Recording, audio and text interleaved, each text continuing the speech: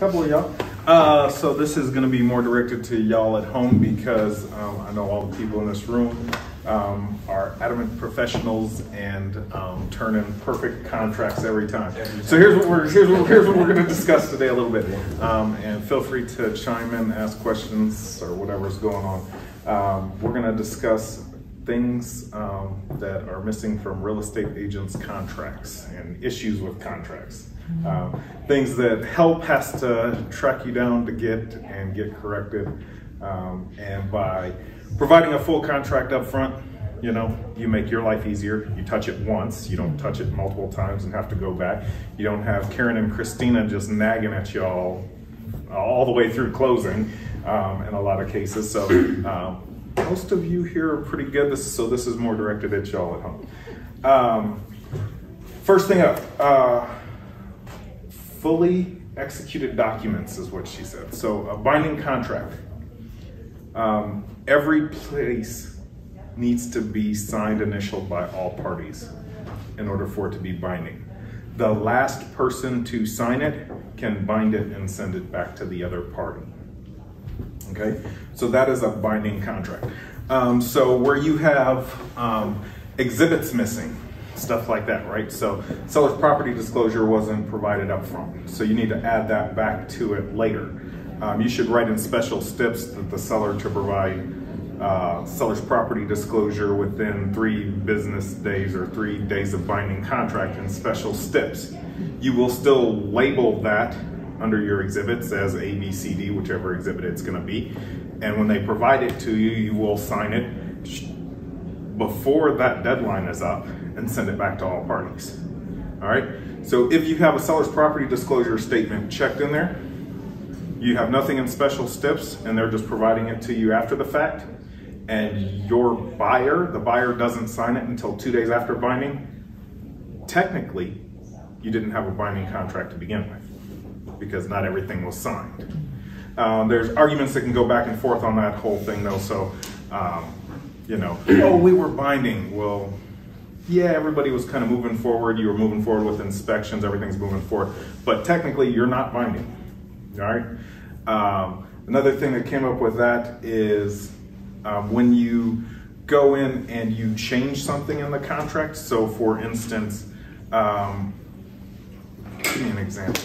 An exhibit label. An exhibit label number from exhibit B to C, right? So you change the seller's property disclosure from B to C, right? And people just go into the contract, line through it, and change it on there, and then have everybody initial it. That's not right from this aspect, because what you're doing is you're amending the contract. You should do an amendment. If you change the physical contract, you're changing the binding date. It's not binding until all parties have agreed to all items in that contract. After that, you need to amend the contract. Make sense? So, kind of confusing, but that happens a ton. Little things. Earnest money due dates, expiration date, you line through it and people initial it after the fact because somebody else's broker came back and said, no, the contract expired. So we need to have that changed. Well, you can't just change it on the contract. You technically change the binding date of the contract because you're changing the terms. It's a counteroffer, not amending a contract. Go ahead, Guggen. You got a question? No, I'll wait. You'll wait? Yeah. You sure? Yeah. All right. So if that makes sense to everybody, like once you have your binding contract signed by all parties, everything after that is an amendment. Amendment 1, Amendment 2, Amendment 3, moving forward, right? And those will change the terms of what's in the contract. Moving on, lots of times recently, I don't know who in here is doing it, but the legal description section of the contract right at the top is not checked. None of the items are checked and it's left blank. You have a voidable contract without a true legal description. So the property address doesn't work as legal description in contracts, all right? So check that box. For our brokerage, lots of brokerages don't accept this, but for ours, we will allow you to put the deed book and page. If you don't know where to find that, you can ask help. If you are just, I want to have the true legal description in the contract, email it over to help. We will pull the legal description for you. all right? When it comes to deed book and page, people get real tied up on which deed book and page to use. All that is referencing is the legal description on that deed book and page, which, unless it's a big tract of land or something that has recently changed, like a house built in the community in the 90s and it's in an HOA, I don't care what legal description you use, they're all gonna be the same, all right? When you start getting into the outskirts, yeah, it may make sense, but for the most part, it doesn't. The legal description is gonna remain the same, unless they subdivided off an acre for their son, you know, then the legal description would change. Make sense? So we will accept deed book and page. Try and grab the most recent one. If you don't know where to get it, ask help, we'll get it for you. If you want the true legal description, we'll pull that for you as well and send it to you. All right?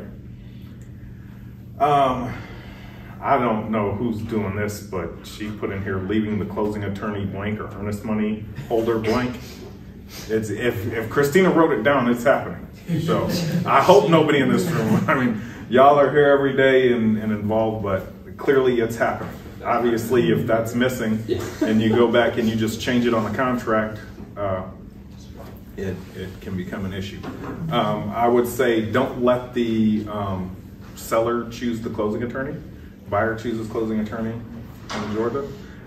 We will hold earnest money, so go ahead and definitely, you know, mark Century 21 Connect down as the holder of the earnest money.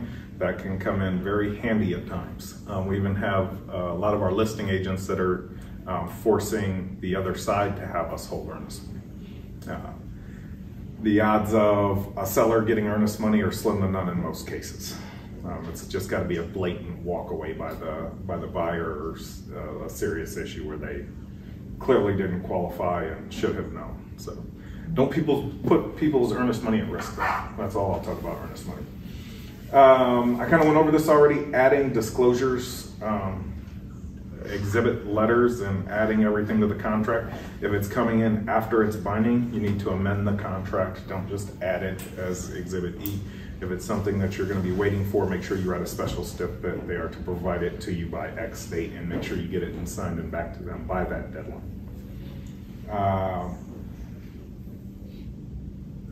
And again, you always need an amendment to change the contract. So emails don't work. Make sure y'all are doing that. And then the other big thing that she put in here is the F510, F511. Everybody knows what that is? Yes? That is the earnest money acting as holder. You technically have to have a secondary holder written in there, C21 Connect Realty, if you're having the attorney hold earnest money. So make sure you're getting that. And then the F511 is actually the document that gets signed by the attorney saying they are acknowledging that they are holding, and kind of lays out all the guidelines for that. But there's nothing additional to sign if Century 21 is holding it, though? No. You leave the F510 and F511 off if Century 21 is holding it. I have actually seen one where it was an F510 and F511 included, but it had Century 21 as the holder in both spots. So I don't know what that was about, but you know, people write some crazy things in contracts. Did the closing attorney still sign it? No. Okay, what is it funny if they did? It got stopped at that point that it first came into the office. Like, why do we have this with? So, again, it's a bound contract. You don't just scratch through it, line it, initial, and remove it. You have to amend the contract to remove it. So, amend, amend, amend. Any other questions? Go ahead, Doug. For some reason, if I'm looking... No, I'm not going to talk about the space next door. So I heard this, and I may be completely wrong. So say you had a binding, like say we signed today, but I'm not able to get in touch with my client to tell them that we're binding. Does that still officially start the binding? Or like say they're not able, like you're not able to get in touch with them until the next day? It is binding because you can accept notice on behalf of clients. Oh, what about customers? Customers, it's not technically binding. So it's not until you notify your customer. That's what I thought. Until the customer receives notice. Now here's where this gets real tricky. Yeah. So how many of y'all and with customers actually put the customer's full contact information on the contract? On the signature page of the contract, If they are a customer, you have to provide their email address, their mailing address, and their phone number so that the other side can notify them. So that's how you handle it if you're on the other side. You send notice directly to customers, and that's where it gets checked on the first page. They're a customer. If they don't know that they're a customer, if the other side doesn't know that they're a customer, you can't use that as a defense. They assume that it's a client because they're not privy to any agreements that you have with the customer or client. But if you check customer but don't give the email or address, what happens then? Then you gave no way for them to notify. But shouldn't that agent be able to tell you that? I need that? There's about 2 agents in the city of Atlanta that would know and catch that. Tracy? Yes. No, I mean so that's a huge mistake that should be caught by everyone who, when you see customer check, all of their contact information has to be there because you have to be able to serve them with notice. Because you as the agent in the transaction cannot accept notice on behalf of a customer. Okay, so let's go down this line. Okay. They accept the offer, they accept it with it being customer, but no email or contact information accepted. And then they could make an argument that the binding date is the date that they notify you of anything. Okay. And it's gray area, and I think a judge would lean with the fact that, and then you'd be in trouble for not having a customer agreement or checking it properly or proper, yeah. So it gets in the gray area, lots of gray area, and that's getting in front of a judge. And at the end of the day, who the heck really knows what a judge is going to say? But if all parties are acknowledging, that hey, here's the binding agreement date, like help sends out, like here's the dates. If you don't agree with them, let us know so we can fix it now. So everybody's on the same page. And if everybody gets that and then moving forward, I don't care when you gave notice to who. So that's one of the reasons help does that letter. If that explains that too. 48 hours to get your contracts into help. So when you go binding, you into the office. So you need to be turning in your contracts. Everybody except Jay Manning in the back. We don't want to see your contracts until they're closing. I'm just kidding. That's true. Question. So yes, ma'am. I write an offer. The exhibit has not been executed yet. Okay. And they send me back a contract with their side signing the net-based payment. And it binded. It's not a true binding. It's not binding, correct. It's not true binding until the other side signs it. And politely correct them when they send that to you. I'm sorry, the binding agreement date, this contract is not binding because my buyer has not signed the lead-based paint exhibit yet. So as soon as I get it signed and send it back to you, I'll update the binding date. So politely correct them in those instances. It'll happen a lot, a ton, all the time. Y'all don't write offers with that net-based paint exhibit executed by your buyer when they have not been disclosed yet. Correct. So all disclosures. A disclosure is meant to be signed by the seller saying, I disclose these items to you. Now you sign them. So the buyer should never sign a disclosure first. Again, write it in special steps. If you don't have it right then, seller to provide. Good deal. Any other questions? I think I used up all my time. Go ahead, Mr. Steven. You would write seller to provide whatever disclosure within X days of binding agreement date. It's in the library. There's one written in there. Mm-hmm. I have one we'll talk about. The seller's disclosure. If they forget to check a box and was just completely missed, is it binding then? Yes, it's still binding. You can redisclose those items. Do you need to make an amendment to redisclose?